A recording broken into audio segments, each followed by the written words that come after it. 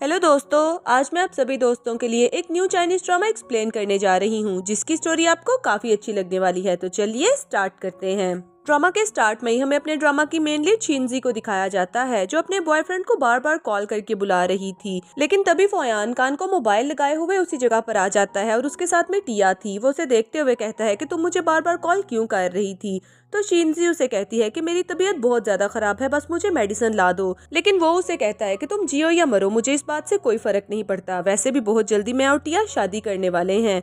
तो शिनजी उसे कहती है कि तुम हमेशा मेरे पैसे के ऊपर राज करते रहे हो और आज मैंने तुमसे थोड़े से पैसे क्या मांग लिए, तुम मुझे बातें सुना रहे हो। तभी शिनजी को कफ स्टार्ट हो जाती है और उसके मुंह से ब्लड आने लगता है। लेकिन गोयान उसे वहाँ पर छोड़ के चला जाता है। टिया उसके पास आती है और उसे कहती है कि तुम्हें पता है तुम्हें एड्स क्यों हुआ था? क्योंकि मैंने ही तुम्हें यूज्ड इंजेक्शन लगाया था, वरना तुम मेरी जिंदगी में से कैसे बाहर जाती। उसकी तबीयत तो बहुत ज्यादा खराब हो रही थी, लेकिन उसे याद आ रहा था कि किसी ने उसे बचाने की कोशिश की थी, लेकिन फिर भी उसने अपना दम तोड़ दिया था।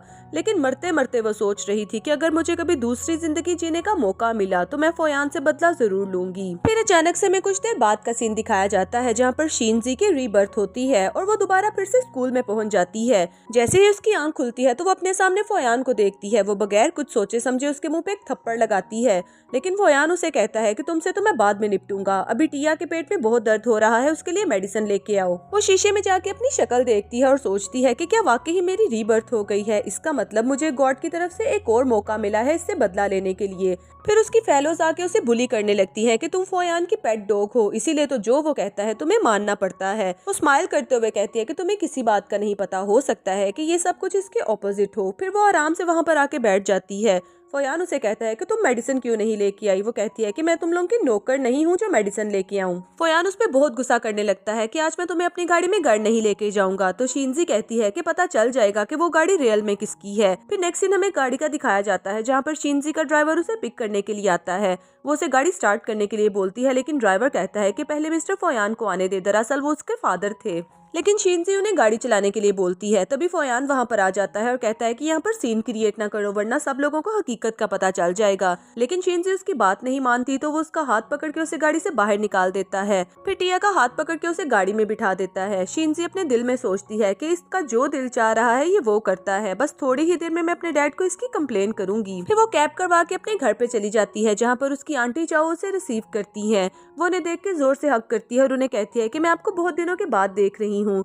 ये उसकी वही आंटी थी जिन्होंने उसे बचपन से पाला था। वो उनसे अपने डैड के बारे में पूछती हैं तो आंटी चाओ बताती है कि वो एक फॉरेन ट्रिप के लिए गए हैं, नेक्स्ट वीक वापस आ जाएंगे। फिर वो उसे बताती है कि ली फैमिली का यंग मास्टर ली शेंग काफी देर से तुम्हारा इंतजार कर रहा है, अगर तुम उसे मिलना नहीं चाहती तो मैं उसे वापस भेज देती हूँ। तभी शिनजी को याद आता है कि ली शेंग वही लड़का है जो मुझे पिछली जिंदगी में बहुत ज्यादा प्यार करता था, लेकिन मैंने कभी भी नजर उठा के उसकी तरफ देखा भी नहीं था और मेरे डैड भी यही चाहते थे कि मैं उसके साथ शादी कर लूँ, लेकिन मैं तो फोयान की मोहब्बत में पागल थी। फिर तभी वो ली शेंग के पास जाती है। वो उसे आवाज दे के बुलाती है। वो तो उसे देख के चौंक ही जाता है।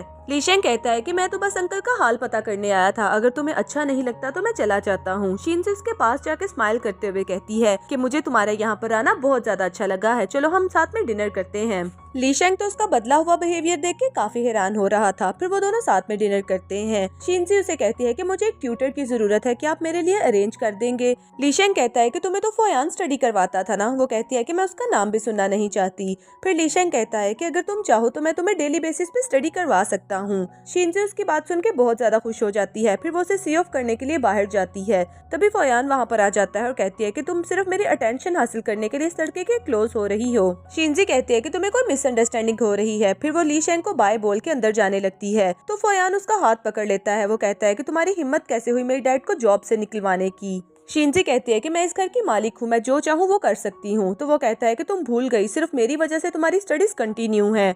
शिनजी कहती है कि ठीक है, फिर तुम्हें भी मुझे पढ़ाने की जरूरत नहीं, वैसे भी मैंने अपने लिए न्यू ट्यूटर का अरेंज कर लिया है, इसलिए मेरे घर से निकल जाओ। फोयान को उसकी बात सुन के बहुत गुस्सा आता है। गोयान कहता है कि तुम्हें इस बात पे जरूर पछताना पड़ेगा। ये कह के वो वहाँ से चला जाता है। शिनजी अपने दिल में सोचती है कि तुम्हें तो अभी मजा चखाती हूँ। फिर वो आंटी चाओ को कॉल करके कहती है कि ये फोयान का सारा सामान उठा के घर से बाहर फेंक दे। आंटी चाओ भी ऐसे ही करती हैं, अपने सर्वेंट्स के साथ जाती हैं और उसे घर से बाहर फेंक देती हैं। फोयान अपने दिल में सोचता है कि बस किसी तरीके से मैं तुम्हें मना लूं, फिर इस पूरे घर के ऊपर मैं राज करूंगा। फिर नेक्स्ट डे वो पैदल स्कूल जाता है, जबकि शीनजी अपनी गाड़ी में जाती है। उसके सभी क्लास फेलोज उसे देख के काफी हैरान होते हैं। फिर टिया भी फोयान के पास पहुंच जाती है कि तुमने अपनी गाड़ी उसे क्यों दी। तो वो कहता है कि मेरे डैड बहुत ही सॉफ्ट हार्टेड हैं, इसीलिए उन्होंने ऐसा करने को कहा था। इधर शीनजी भी जैसे ही क्लास में आती है तो उसके क्लास फेलोज उसे बुली करते हुए कहती हैं कि तुम एक सर्वेंट की बेटी होते हुए मिस्टर फोयान के साथ ऐसा कैसे कर सकती हो। तो फोयान गुस्से में उन्हें शट अप कॉल देता है और कहता है कि ये हमारा पर्सनल मैटर है। उसकी क्लास फेलोज को बहुत गुस्सा आता है। वो टिया से कहती हैं कि नेक्स्ट वीक फोयान का बर्थडे है, लगता है कि हमें शीनजी को इनवाइट नहीं करना चाहिए। फोयान अपने दिल में सोचता है कि मेरी बर्थडे का सारा अरेंज तो हमेशा शीनजी ही किया करती है, इसीलिए वो अपने क्लास फेलोज को कहता है कि ऑफ कोर्स वो मेरी फेलो है तो मैं उसे इनवाइट जरूर करूंगा। नेक्स्ट सीन में शीनजी ली शेंग के साथ बैठी हुई स्टडी कर रही थी, लेकिन उसे स्टडीज में काफी प्रॉब्लम हो रहा था। तो ली शेंग उसे कहता है कि मैं तुम्हें इस क्वेश्चन को हल करके बताता हूँ। वो तो उसके फेस की तरफ देखे जा रही थी क्योंकि वो उसे बहुत ही ज्यादा क्यूट लग रहा था। तभी फोयान वहाँ पर आ जाता है और कहता है कि ये सब तुम सिर्फ मेरी अटेंशन हासिल करने के लिए कर रही हो। ली शेंग भी गुस्से से खड़ा हो जाता है। शीनजी उसे कहती है कि मुझे ऐसा करने की कोई जरूरत नहीं, ये चीप हरकतें करना तो तुम्हारा ही काम है। फोयान उसे कहता है कि अगर तुम वाकई ही चाहती हो कि मैं तुम्हें माफ कर दूं तो तुम मेरी बर्थडे पार्टी में आ सकती हो, लेकिन मैं ली शेंग को वहाँ पर देखना भी नहीं चाहता। फिर फोयान के जाने के बाद ली शेंग कहता है कि मेरा ख्याल है मुझे जाना चाहिए, लगता है कि तुम्हारा मूड ऑफ हो गया है। लेकिन शीनजी कहती है कि ऐसी कोई बात नहीं, क्या आप संडे को फ्री हैं, आप मेरे साथ डिनर के लिए चलेंगे। ली शेंग कहता है कि अब तो इसको फोयान की कोई परवाह नहीं। वो कहता है कि हाँ मैं बिल्कुल फ्री हूँ, मैं तुम्हारे साथ जरूर चलूंगा। शीनजी ये बात सुन के बहुत खुश होती है। नेक्स्ट सीन में उसकी क्लास फेलोज एक बड़े से होटल के बाहर खड़ी हुई थी, जहाँ पर शीनजी आती है तो उसकी क्लास फेलोज उसे बुली करते हुए कहती हैं कि आखिरकार तुमने डॉग्स वाली हरकत कर ही दी ना, अपने मालिक के पीछे आ ही गई ना। और फोयान भी उसे देख के कहता है कि आखिर तुम मुझसे माफी मांगने आ ही गई हो, मुझे पता है कि तुम मुझसे माफी मांगना चाहती हो। लेकिन तभी ली शेंग वहाँ पर आ जाता है और शीनजी उसका बाजू पकड़ के कहती है कि मैं यहाँ पर इसके साथ डिनर करने के लिए आई हूँ। फोयान को उस पर बहुत गुस्सा आता है तो उसके पीछे जाती है। शीनजी ली शेंग से कहती है कि आप ऊपर जाके मेरा वेट करें, मैं थोड़ी ही देर में आती हूँ। फिर शीनजी उसे कहती है कि हर साल की तरह आज भी तुम्हारी बर्थडे का अरेंजमेंट सारा मैं करूंगी। फिर वो मैनेजर को कॉल करके कहती है कि ग्रैंड हॉल को खाली करवा दो। फोयान उसकी बात सुन के बहुत खुश होता है और कहता है कि अगर तुम पार्टी में आना चाहो तो तुम आ सकती हो।